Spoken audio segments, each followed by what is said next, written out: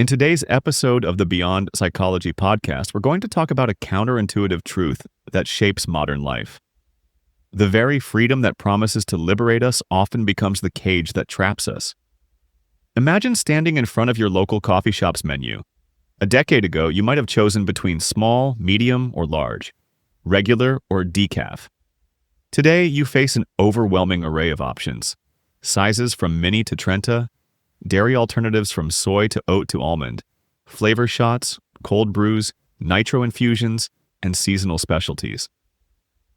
A simple coffee order has transformed into a complex decision matrix that requires mental energy before your caffeine fix even arrives. This daily moment of decision paralysis is just one tiny manifestation of what psychologist Barry Schwartz calls the paradox of choice. The central insight of his work is both simple and profound. While having some choice is essential to human freedom and autonomy, having too many choices actually decreases our satisfaction and contributes to anxiety, stress, and even clinical depression. But how can freedom of choice, this cornerstone of Western society and capitalism, possibly make us worse off? Isn't more choice always better? Let's explore this paradox together. Schwartz begins with a deceptively simple story. He walks into a Gap store to buy a pair of jeans and encounters not just jeans, but an overwhelming array of cuts and styles. Slim fit, easy fit, relaxed fit, baggy, extra baggy, stone-washed, acid-washed, distressed, button fly, zipper fly, faded, regular. What should have been a 5-minute transaction becomes a complex ordeal with a lingering sense of uncertainty. As Schwartz puts it, when there are no options, life is almost unbearable. But as the number of choices keeps growing, negative aspects of having a multitude of options begin to appear. As the number of choices grows further, the negatives escalate until we become overloaded. At this point, choice no longer liberates, but debilitates. It might even be said to tyrannize. This tyranny of choice isn't confined to shopping. It permeates every corner of our lives. Think about your last grocery store visit. Did you know that a typical supermarket carries more than 30,000 items?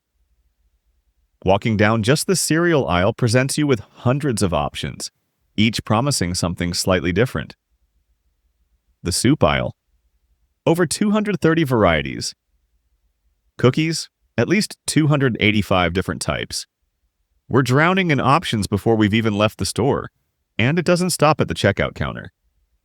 Our entertainment landscape has exploded from a handful of TV channels to hundreds of options, plus countless streaming services, each with thousands of shows and movies. What should we watch tonight has become a 30-minute debate that sometimes feels more exhausting than entertaining. Our work lives have transformed too. The flexibility that technology provides sounds liberating. Work from home, work from a cafe, work while traveling. But this freedom creates the burden of constant decision. Should I check my email before bed? Should I bring my laptop on vacation? The boundaries between work and life have dissolved, leaving us to recreate them decision by decision, day by day. Even in matters of health, where once doctors simply told us what to do, we're now expected to research treatments, weigh options, and make complex medical decisions. As one physician quoted by Schwartz explains, patients frequently don't want the freedom that we've given them. When facing serious illness, many people want expert guidance, not a menu of bewildering options. Ask yourself, have you ever felt exhausted after shopping for something relatively simple? Have you ever spent so much time researching a purchase that you no longer even enjoyed buying it? Have you ever walked away from a decision altogether because it was just too overwhelming to choose? If so, you've experienced firsthand what Schwartz is describing. At the heart of this paradox lies a crucial distinction between two decision-making styles, maximizing and satisficing. Maximizers are those among us who need to be certain they've made the absolute best possible choice.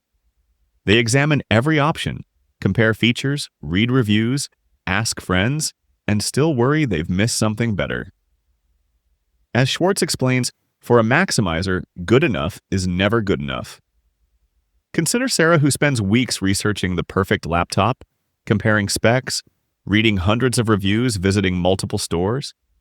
When she finally makes her purchase, she continues checking prices and new models, only to discover a slightly better option on sale 2 weeks later. Her satisfaction plummets, not because her laptop performs poorly, but because she knows something better was available. Satisficers, by contrast, have clear standards, but stop searching once they find an option that meets those standards. They don't exhaust themselves hunting for the theoretical best.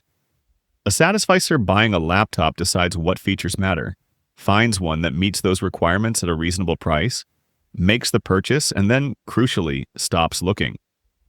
The research findings are striking.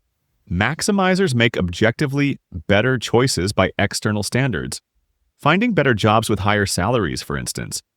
But they experience less satisfaction, more regret, and higher rates of depression than satisficers. They're trapped on what Schwartz calls the hedonic treadmill, constantly running toward an elusive, perfect choice that forever remains just out of reach.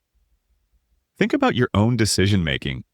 Do you find yourself endlessly researching even relatively minor purchases? Do you continue to check prices after you've already bought something? Do you second-guess decisions, wondering if you could have done better? These are classic maximizer tendencies, and they extract a heavy psychological toll. The question isn't whether maximizing sometimes yields better outcomes. It can. The question is whether those marginally better outcomes are worth the psychological price we pay for them. Why exactly does abundant choice lead to this paradoxical misery? Schwartz identifies several psychological mechanisms that transform freedom into burden. First is what researchers call decision paralysis. When options multiply beyond our cognitive capacity to evaluate them, we freeze. In one famous study that Schwartz cites, shoppers encountered either a small or large tasting display of gourmet jams in an upscale grocery store. The large display with 24 varieties attracted more attention. More people stopped to look. But here's the fascinating part. Only 3% of those who saw the large display actually purchased jam, while 30% of those who saw the small display with just 6 varieties made a purchase. More options attracted interest, but dramatically reduced action. Why? Because each additional option increases the cognitive work required to make a decision. Each alternative must be weighed against all others. The mental effort becomes so taxing that we often choose not to choose at all. Then there's the problem of opportunity costs, the awareness of what we're giving up when we select one option over others. Think about choosing a vacation destination. If you're deciding between just 2 places, say the mountains or the beach, you only have to consider what you'll miss by not going to one location. But what if you're choosing among dozens of possible destinations, each with unique attractions? The mountain location has great hiking but no nightlife. The beach has swimming but it's crowded. Paris has culture but it's expensive. The list of trade-offs grows with each additional option.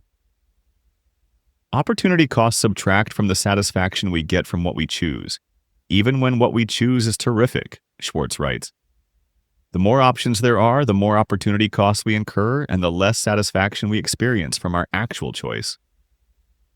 As options multiply, our expectations escalate too. When choices are limited, we're pleasantly surprised when something exceeds our modest expectations. But with seemingly infinite options, we expect to find the perfect fit. The ideal job, the perfect partner, the optimal vacation. When reality inevitably falls short of these expectations, as it must, disappointment follows. Even when we find something excellent, we quickly adapt to it. That new car smell fades. The thrill of a new relationship transforms into comfortable routine. The excitement of a new job dissipates as it becomes simply work. This adaptation is a fundamental human trait. We adjust to both positive and negative changes in our circumstances. The problem is that while we adapt to what we have, our awareness of alternatives remains fresh, constantly reminding us of roads not taken. Perhaps most damaging is how abundant choice leads to self-blame.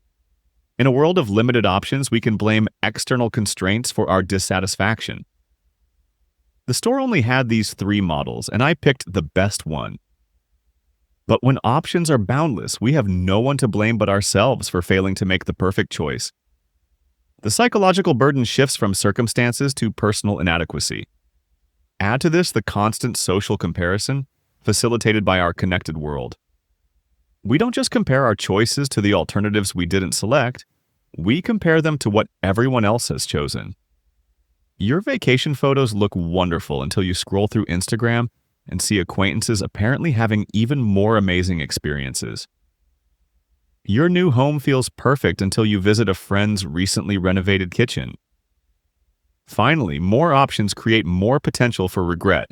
Both anticipated, "Will I regret this decision?" and experienced, "I should have chosen differently." The fear of regret can paralyze us before decisions and haunt us afterward, eroding satisfaction even with objectively good outcomes. These psychological mechanisms don't operate in isolation. They interact and amplify each other. Expectations rise, adaptation occurs, regret ensues, self-blame follows, social comparison intensifies, and the cycle continues, diminishing our satisfaction with even the best choices. The cumulative effect of these psychological mechanisms extends far beyond minor frustrations. As Schwartz observes, learning to choose is hard. Learning to choose well is harder, and learning to choose well in a world of unlimited possibilities is harder still, perhaps too hard. Consider this striking paradox. While Americans' material standard of living has more than doubled over the past few decades, surveys of subjective well-being show no corresponding increase in happiness. In fact, rates of clinical depression have skyrocketed, increasing tenfold over the past century according to some estimates. This isn't just individual psychology, it's a cultural condition. In societies with the most abundant choice, the wealthiest, most consumer-oriented nations, we see the highest rates of depression and, disturbingly, the highest rates of suicide among young people. Countries that emphasize individual freedom and choice show higher rates of psychological distress than those with stronger social ties and clearer cultural norms. I'm not suggesting we should return to a world of restricted options or limited freedoms. The problem isn't choice itself, it's our relationship with choice. We've embraced a maximizing mindset where good enough is considered settling, where constant optimization is expected, and where the relentless pursuit of the best has left us collectively exhausted and unsatisfied. Think about how this plays out in relationships. When people believed they had limited options for partners and marriage was largely permanent, they invested energy in making relationships work. Today, with seemingly endless alternatives and easier exits, many people wonder whether they've found the one, or if someone better might be just a swipe away. Commitment becomes harder, not because we value it less, but because abundant choice makes us question whether any choice is truly the right one. The paradox of choice affects not just what we choose, but who we become. When identity itself becomes a matter of endless options, when we can continually reinvent ourselves, we lose the grounding that comes from a stable sense of self. We become like chameleons, constantly shifting to match our surroundings, never developing the deep roots that sustain us through life's inevitable challenges. How then do we escape this paradox? How do we reap the benefits of choice without succumbing to its burdens? Schwartz offers several practical strategies that can transform our relationship with choice. First, we need to choose when to choose. This means consciously limiting the domains in which you invest decision-making energy. Ask yourself, will having more options in this particular context significantly improve my life? If not, establish simple rules to eliminate those choices. Maybe you always buy the same brand of toothpaste or always wear the same style of jeans. These aren't signs of a lack of sophistication. They're deliberate strategies to preserve mental energy for decisions that truly matter. Second, strive to be a chooser rather than a picker. What's the difference? Choosers actively set their own standards and sometimes reject all available options. Pickers passively select from whatever is available. When you're a chooser, you evaluate options against your own criteria, not just what's presented to you. You might decide none of the available options meet your needs and create something new instead. This reclaims your agency in a world of overwhelming choice. Perhaps most importantly, learn to satisfice more and maximize less. Establish good enough standards for most decisions, reserving maximizing for truly important domains. As Schwartz says, the maximizer is always concerned that there is something better out there, but the satisficer is pleased with something that is good enough. This doesn't mean lowering your standards, it means setting clear standards and being content when they're met. We also need to be mindful of how we think about opportunity costs. Be aware of trade-offs, but once a decision is made, focus on the positive aspects of your choice rather than the attractive features of rejected alternatives. The mental habit of rehearsing what you've given up drains satisfaction from what you've chosen, even when that choice is excellent. Counterintuitively, making decisions non-reversible actually increases satisfaction. When we see choices as permanent, we engage in psychological processes that enhance our appreciation of them. Keeping options open while seemingly prudent often prevents us from fully embracing what we've chosen. Commitment, rather than restricting freedom, allows us to stop questioning and start enjoying. The practice of gratitude is another powerful antidote to choice overload. Actively appreciate what is good about your choices rather than focusing on their shortcomings. Research shows that keeping a gratitude journal, simply writing down 3 things you're grateful for each day, significantly increases subjective well-being. This shifts attention from what you've given up to what you've gained. Learning to regret less is equally important. Occasional regret provides valuable information, but chronic regret serves no purpose. When you find yourself thinking, if only, redirect your attention to what you can learn and how you can move forward. Remember that even decisions that didn't work out as planned have shaped who you are. Another crucial skill is anticipating adaptation.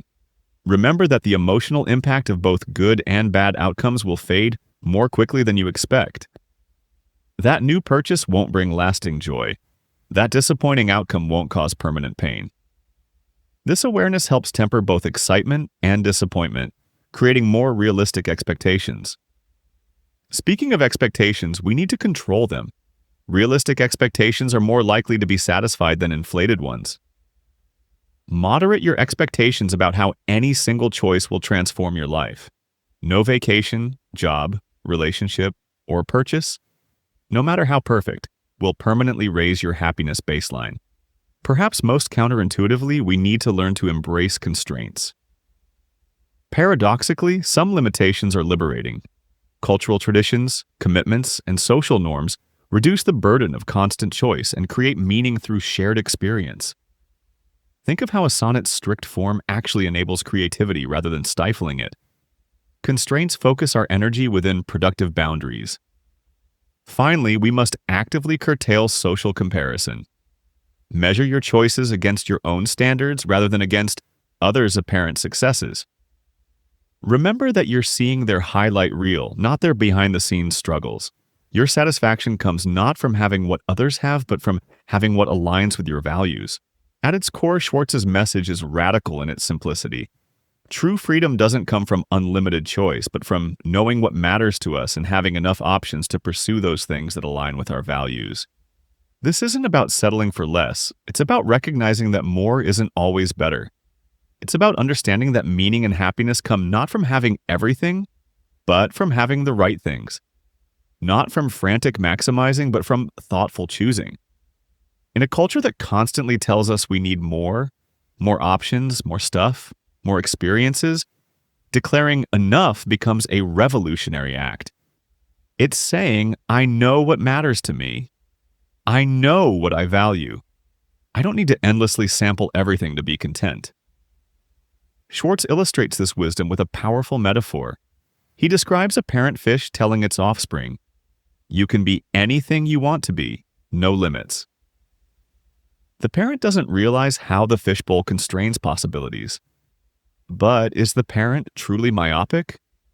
Within the protective world of the fishbowl, the young fish can experiment and create without constant threat.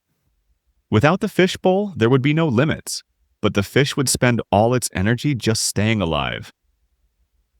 Choice within constraints, freedom within limits, Schwartz concludes, is what enables the little fish to imagine a host of marvelous possibilities. This wisdom applies to us all.